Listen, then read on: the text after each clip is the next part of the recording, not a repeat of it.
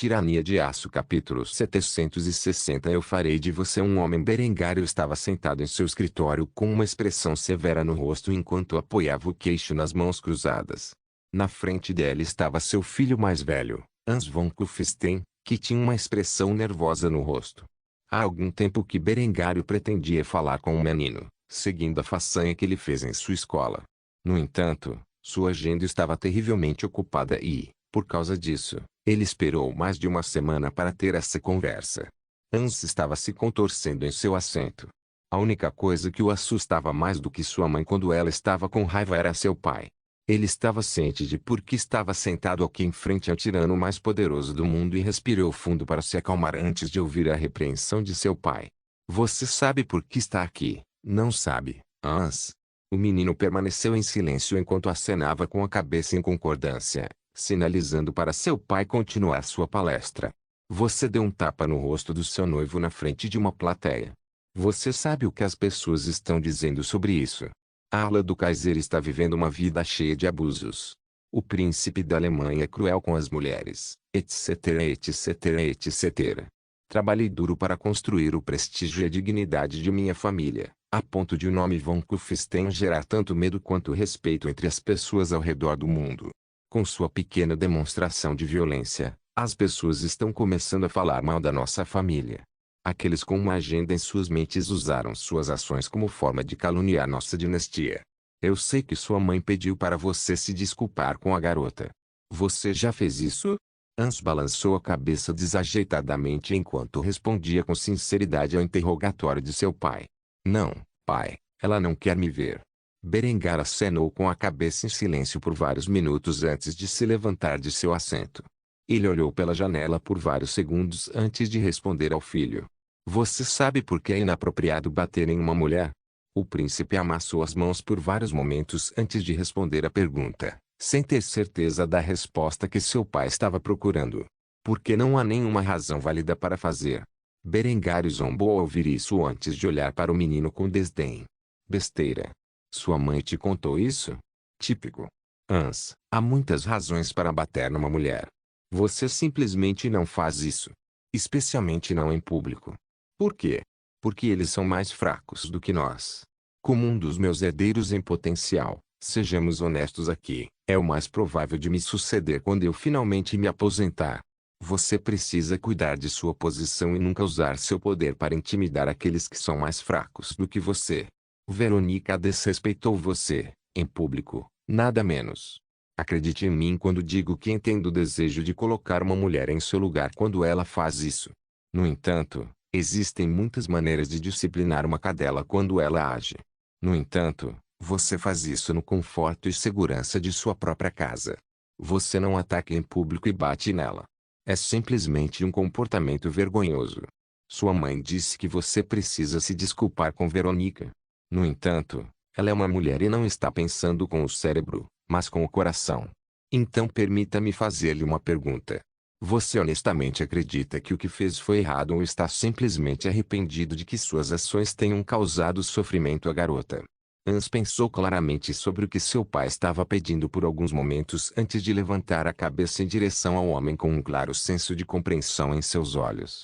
Embora eu possa ter ido longe demais em minhas ações, acredito que a intenção por trás delas foi justificada. Suponho que não sinto aliança por minhas ações, mas remorso pelo efeito que elas tiveram em Verônica. Berengar acenou com a cabeça em aprovação, antes de caminhar até o menino e inclinar-se sobre sua mesa enquanto o instruía. Você nunca pede desculpas a uma mulher, Hans, pelo menos não por suas ações, e especialmente se você não sente que elas foram injustificadas. É um sinal de fraqueza, um sinal de submissão, e como futuro rei da Boêmia, e potencialmente o próximo Kaiser, você nunca deve abaixar a cabeça para uma mulher. No entanto, as mulheres são criaturas emocionais e não o perdoarão facilmente. A menos que recebam um pedido de desculpas, então o compromisso é desviar o pedido de desculpas para como elas se sentem. Afinal, é com isso que eles realmente se importam. Sua mãe ordenou que você pedisse desculpas a Verônica, e você o fará.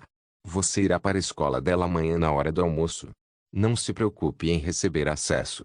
Eu cuidarei disso. Você se aproximará dela na frente de todos os colegas de classe dela e será tão gentil quanto eu sei que você pode ser, onde você se desculpará com Verônica por ferir seus sentimentos e causar-lhe sofrimento emocional. Não tenho dúvidas de que ela o perdoará, e todas as outras garotas verão que você é um menino gentil e carinhoso que cuida da noiva. Isso deve dissipar quaisquer rumores desagradáveis que estão circulando sobre nossa casa e o tratamento de minha ala. Sua mãe o mimou demais. Está na hora de eu te ensinar a ser um homem. Começado com como se desculpar adequadamente.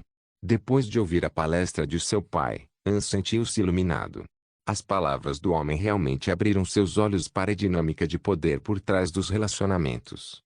Ele não sabia que algo tão simples como um pedido de desculpas tinha um efeito tão profundo em como as pessoas o viam.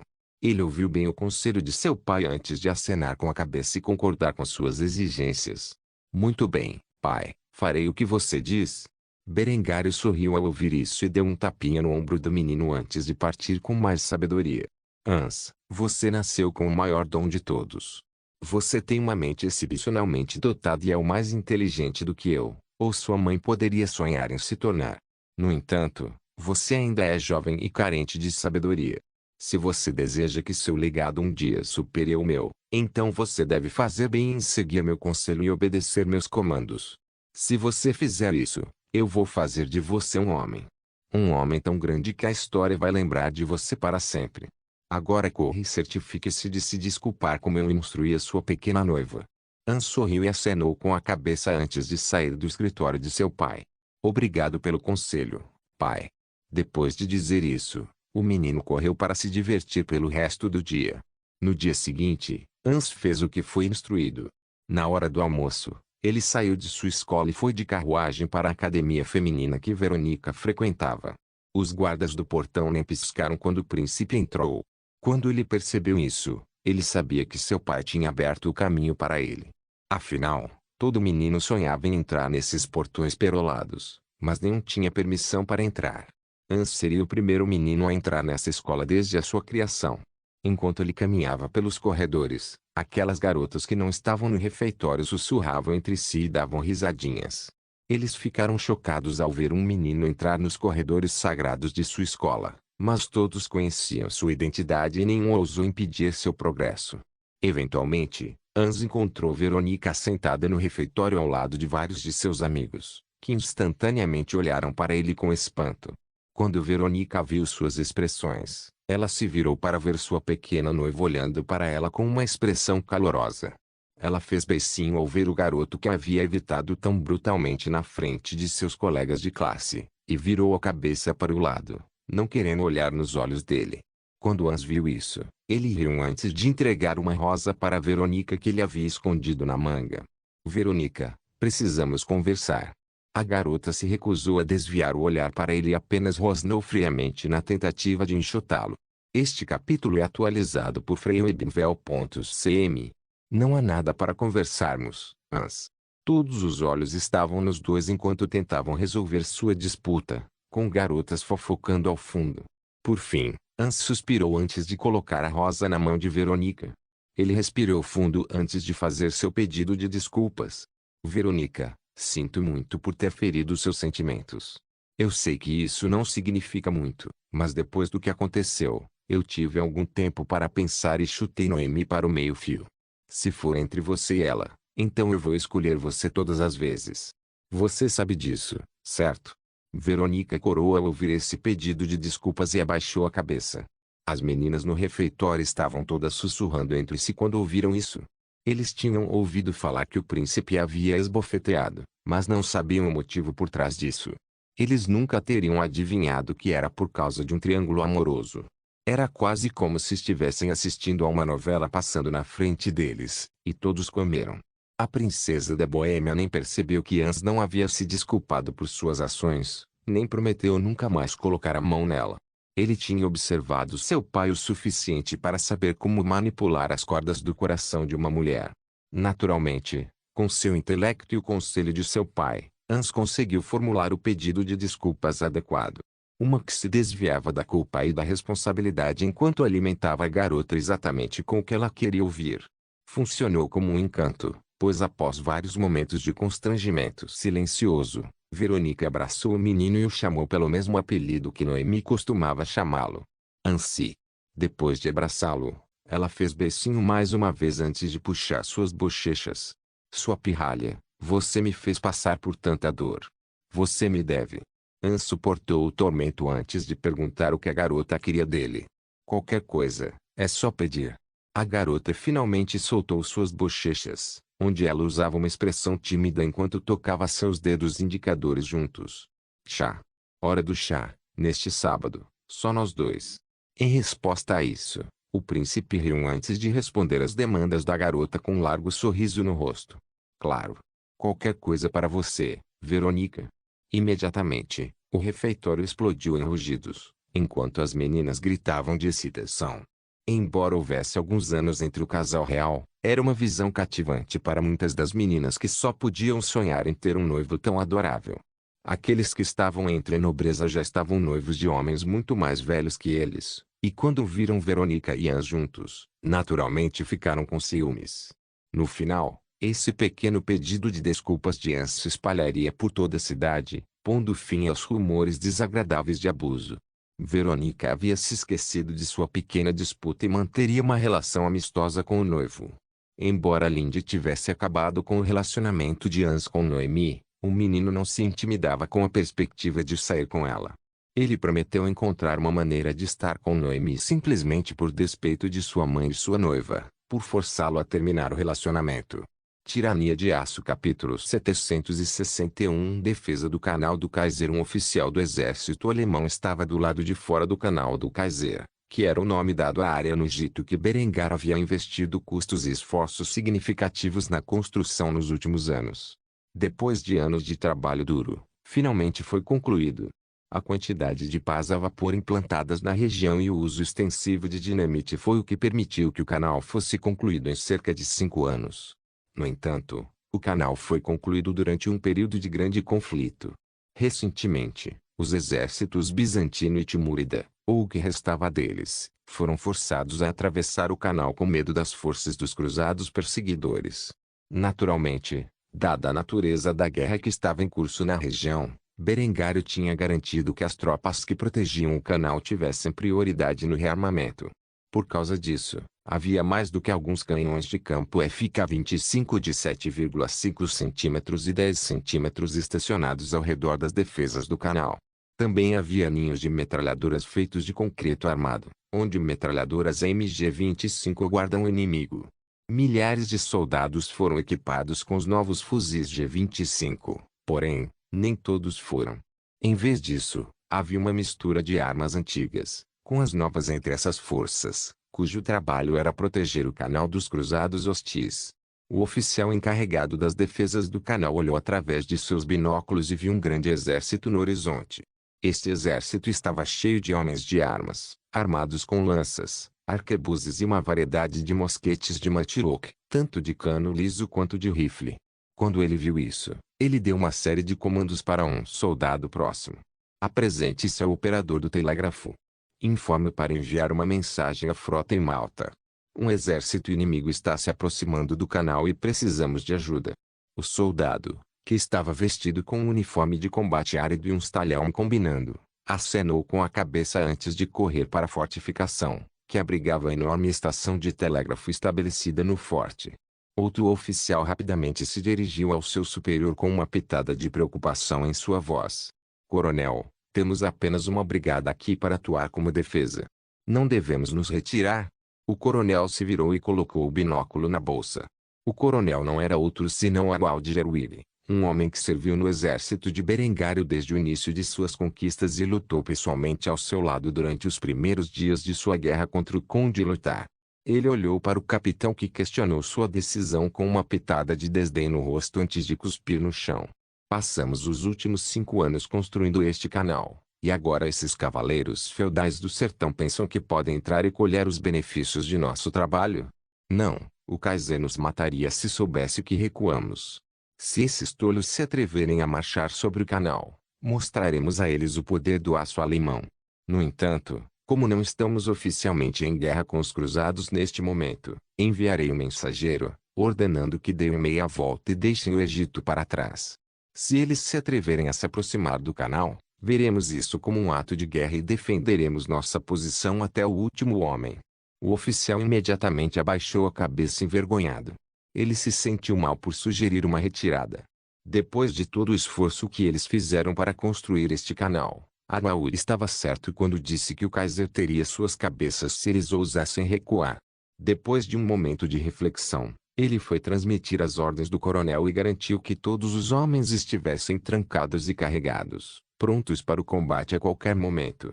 Quando o exército inimigo alcançou uma distância de aproximadamente 5 quilômetros, um mensageiro alemão foi enviado a eles a cavalo. O exército perseguindo os cruzados não era a força primária dos cruzados. Em vez disso, foi liderado pelo rei da Inglaterra e consistia principalmente de forças inglesas e do Dragão Vermelho. Quando o rei da Inglaterra notou o cavaleiro vindo em sua direção, sorriu ferozmente. Finalmente, ele poderia ter uma reunião adequada com um representante do Império Alemão. Até agora, ele nunca esteve em contato direto com Berengário ou suas forças. No entanto, depois de testemunhar as armas empregadas pelas forças bizantinas e timúridas, ele passou a respeitar o Kaiser como um homem de grande poder. Naturalmente, Lawrence desconhecia o verdadeiro poder que o Império Alemão possuía, por isso ficou surpreso ao ver o cavaleiro se aproximar dele, nem mesmo vestindo uma armadura. Ele rapidamente gritou para suas próprias forças, procurando um tradutor que pudesse falar com um mensageiro alemão. Alguém fala alemão? Surpreendentemente, um nobre aleatório em seu exército levantou a mão em resposta a isso e se ofereceu para a tarefa. Eu posso falar um pouco. Surpreendeu Lawrence que alguns de seus homens pudessem falar a língua estrangeira, mas, novamente, antes da ascensão do Império Alemão, não era totalmente improvável que cavaleiros e lordes ingleses se casassem com uma noiva estrangeira. Assim, ele não suspeitou disso. Eventualmente, o cavaleiro alemão se aproximou do exército e fez suas exigências. Pelo decreto do coronel Arnold Gerwig, você não deve dar um passo adiante. Esta terra pertence ao Kaiser, e invadir com um exército é considerado um ato de guerra contra a nação alemã. A menos que você queira que todo o poder do Reich force a sair dessas terras, sugiro que volte de onde veio. Lawrence zombou ao ouvir isso. Olhando ao redor, ele não podia acreditar no que estava ouvindo. Este era o Egito, desde quando os alemães tinham direito a esta terra. Até onde ele sabia, esta era uma pequena unidade enviada pelo Kaiser para ajudar seus aliados bizantinos. Por isso ele respondeu com uma observação bastante grosseira que só um homem ignorante do acordo que havia ocorrido entre Berengário e Vetranis faria. Estamos no Egito, rapaz. Esta terra pertence ao Império Bizantino. Já que estamos em guerra com eles, temos o direito de pegar o que bem entendermos. Sugiro que você e suas forças se retirem da região se não quiserem ser massacrados. O mensageiro riu antes de ridicularizar o rei inglês na frente de seu próprio exército. O nobre que atuou como tradutor tinha uma expressão tímida no rosto enquanto repetia as palavras que foram ditas. Porco ignorante, anos atrás, o imperador bizantino transferiu esta terra para o Kaiser Berengar von Kufstein como parte de suas propriedades pessoais. Embora esteja sujeito às leis e impostos bizantinos, no que diz respeito ao Kaiser, é parte do Reich. Como eu disse anteriormente, avance um passo adiante e você estará invadindo terras alemãs. Não temos medo de responder com força. A legalidade por trás do Canal de Suez era complicada, oficialmente fazia parte do Império Bizantino e, portanto, sujeito às suas leis e impostos. No entanto, também era uma propriedade feudal do Kaiser, tornando-se um território bizantino e alemão. Enquanto Lawrence poderia pressionar a alegação de que ele estava tomando a terra bizantina em um ato de conquista, Berengário tinha o direito de desdobrar seus exércitos para defendê-la. Como Berengar era o imperador da Alemanha e o Reich não era mais um país feudal, ele poderia mobilizar legalmente as forças armadas da Alemanha Imperial em sua defesa. Não só isso, ele também poderia implantar o Reichsguard também. O sorriso arrogante do rei Lawrence se desvaneceu ao ouvir isso. De repente, ele se sentia um tolo por não estar ciente desse fato. Isso criou um problema monumental para o homem que queria reivindicar a riqueza do Egito. Atualmente, ele detinha a maior parte da península do Sinai depois de expulsar as forças bizantinas e timúridas além do canal do Kaiser. No entanto, a riqueza do Egito está além do canal, que funcionava como uma barreira muito literal entre o território alemão e o resto da região. Lawrence não poderia atravessar o canal sem fazer do Reich um inimigo. Isso o deixou com uma escolha se ele quisesse saquear a riqueza do Egito, e isso era navegar ao redor do canal e invadir o resto do Egito pelo mar. No entanto, as coisas eram tão fáceis. Os alemães permitiriam a existência de uma força hostil em ambos os lados do canal? Não, era totalmente improvável que eles tomassem uma decisão tão tola. Se ele realmente pretendia tomar o Egito, sem dúvida o exército alemão interferiria. Por causa disso, o rei Lawrence e os cruzados ingleses ficaram com duas opções: declarar guerra ao Império Alemão e tentar tomar o canal de Suez à força ou retirar-se da região e se estabelecer na Síria e Palestina. No final, o rei inglês não foi estúpido o suficiente para pisar nas penas da cauda da águia, e suspirou pesadamente antes de retirar suas forças da região. Você faz um argumento convincente. Muito bem, retirarei minhas forças da região. Teremos que nos contentar com a Síria e a Palestina. Venham, rapazes, nossas forças são necessárias em outro lugar. Com isso dito, uma guerra entre a Alemanha e a Inglaterra foi evitada por pouco. Se não fosse pelo medo e respeito que o rei inglês tinha pelo Kaiser e seu exército, as coisas poderiam ter sido muito diferentes. Após retornar ao acampamento, o mensageiro deu a resposta de Lawrence ao coronel. Em última análise, o coronel Arnold Gerwig decidiu permitir que a frota de Malta se aproximasse do canal, em vez de cancelá-lo. Afinal, enquanto esta cruzada continuasse, eles poderiam usar o apoio naval. Tirania de Aço capítulo 762. A derrota não é uma opção. Emmerich von Graz estava sentado no Palácio Real de Granada, onde atualmente residia o marechal de campo do exército imperial alemão, Adelbrand von Salzburg. Os dois estavam em um escritório, olhando um para o outro com expressões diferentes. Adelbrand tinha uma expressão sombria no rosto, enquanto a aparência de Emmerich era presunçosa e confiante. Os dois fiel-marçal se entreolharam em silêncio por vários momentos antes de Adelbrand falar. Repito o que você acabou de me dizer. Emmerich tomou um gole de uma xícara de chá cheia de café antes de colocá-la suavemente em um pires enquanto repetia as palavras que acabara de dizer momentos antes. O Kaiser teme que esta guerra esteja demorando muito e esteja consumindo muitos recursos. Embora seus soldados tenham feito o possível para remover a ameaça, ele decidiu que uma abordagem mais implacável é necessária para esmagar os espíritos dos católicos ibéricos. Nos dias seguintes, eu e meu Reichsguard marcharemos para Madrid, onde lançaremos uma enxurrada de projéteis químicos na cidade, aniquilando todos os seus habitantes no processo. Isso não está em negociação, Adelbrand. Tenho minhas ordens, e elas devem obrigar você a ouvir as ordens do Kaiser. Eu sei que você passou mais tempo aqui na Península Ibérica do que na pátria. No entanto, sua preocupação com a vida dessas pessoas obscureceu seu julgamento. Os mouros te amam. E através de suas ações e as do Kaiser que a Iberia se uniu sob sua bandeira. No entanto, você foi encarregado de acabar com essa rebelião e, desprezando essas ordens, a situação aqui só parece estar piorando. É porque os mouros te amam que o Kaiser me pediu para desencadear este ataque implacável à cidade de Madrid. Afinal, ele não gostaria de manchar sua reputação. Garanto-lhe que vou aniquilar esta rebelião mesmo que tenha que queimar alguns milhões de católicos no processo. Afinal, desde o momento em que recebi o cargo de marechal de campo do Reichsguard, ficou muito claro para mim que eu seria encarregado do trabalho sujo em que o exército regular não poderia ser pego. Limpe seus soldados de Madrid. Depois de ter feito isso, podemos começar nosso ataque. Adelbrand suspirou pesadamente ao ouvir isso. Ele bateu os dedos na mesa repetidamente.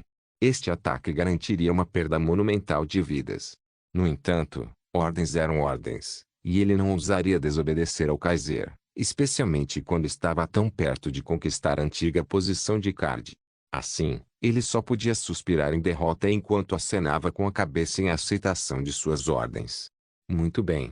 Enviarei uma mensagem à guarnição de Madrid, informando-a para retirar-se da cidade e retornar a Granada. Há mais alguma coisa em que eu possa ajudá-lo antes de começar o ataque? Os lábios de Emmerich se curvaram em um sorriso ao ouvir a pergunta de Adelbrand. De fato, ele tinha outras ordens para o homem e, por causa disso, rapidamente puxou uma pasta que havia trazido para esta reunião e abriu, revelando vários documentos confidenciais enquanto fazia. O Kaiser acredita que é hora de uma reforma ibérica. Este é um esforço coordenado dos departamentos de propaganda e inteligência para encenar esses ataques terroristas que ocorreram como forma de justificar nossas ações e demonizar o papado.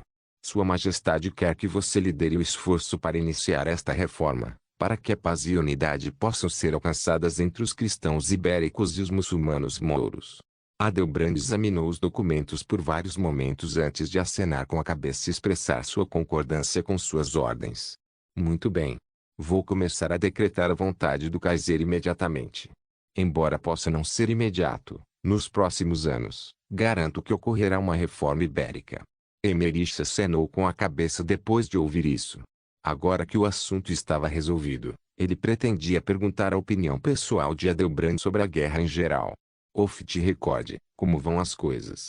Ouvi rumores de soldados de licença de que as cidades de maioria católica se transformaram em um moedor de carne. Adelbrand suspirou. Ele não responderia a essa pergunta sem uma bebida forte. Por causa disso, ele tirou uma garrafa de uísque e 2 copos de shot.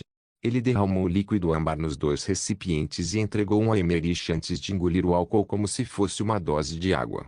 Depois de fazer isso, ele serviu mais 2 doses para si mesmo e bebeu da mesma maneira. Uma vez que ele estava devidamente embriagado, ele soltou os lábios. Fora do registro. A situação na Península Ibérica é uma foda de cluster absoluto. Os rebeldes ibéricos usam táticas de bater e correr para emboscar nossos soldados, onde eles procedem a vasculhar suas armas e depois usá-las em ataques ainda maiores. Não faço ideia de quantas granadas e G-22S estão nas mãos do inimigo, mas é o suficiente para me causar uma dor de cabeça do caralho. Você tem esses bastardos fazendo lavagem cerebral em seus filhos para ataques suicidas com granadas. É impossível saber quando você chuta uma porta se uma criança é neutra ou hostil. Por causa disso, houve vários contratempos em que uma criança chorando foi baleada por nossos soldados, que temiam que estivessem escondendo uma granada. Isso só aumentou a animosidade entre os católicos, fazendo com que nossos soldados se tornassem paranoicos. Equipei e treinei o exército andaluz para tomar as linhas de frente, mas não importa o que eu faça, eles ainda contam com o apoio de nossos soldados. Entendo por que o Kaiser ordenou este ataque, mas estou lhe dizendo agora, isso só vai endurecer a determinação dos católicos. Eles continuarão seus ataques até que os mouros e alemães sejam removidos dessas terras. Quando Emerich ouviu isso, ele zombou antes de dar outro tiro. Adelbrand notou a expressão em seu rosto e imediatamente questionou o homem. O que? Você honestamente acredita que pode fazer melhor? Em resposta a isso, Emerich deu mais um tiro antes de se gabar de suas habilidades. É uma coisa boa que Sua Majestade me chamou para lidar com essa maldita rebelião. Você claramente não está preparado para tomar as medidas necessárias para eliminar o inimigo. É muito simples, Adelbrand. Se continuarem a insurgir-se contra o meu Reichsguard depois de eu ter gaseado Madrid, então irei de cidade em cidade, levando 10 cabeças para cada rebelde. Se o povo católico da Península Ibérica continuar a apoiar a rebelião depois que eu conduzir meus ataques, destruirei cidades inteiras. Continuarei este massacre até que os católicos percam a vontade de lutar ou sejam totalmente aniquilados. É assim que se derrota uma rebelião. E é por isso que o Kaiser me despachou para o teatro ibérico. Adelbrand ficou incrédulo ao ouvir isso. Ele não pôde deixar de questionar a sanidade de Emerich ao ouvir o homem anunciar com tanta ousadia seu plano de assassinato em massa. Ele imediatamente expressou sua objeção a essa trama. Mas, isso é assassinato. Você mataria tantas pessoas inocentes só para quebrar o espírito do rebelde. Mais uma vez, Emerich zombou ao ouvir a ingenuidade de Adelbrand e, por causa disso, continuou sua palestra. Inocente? Dificilmente.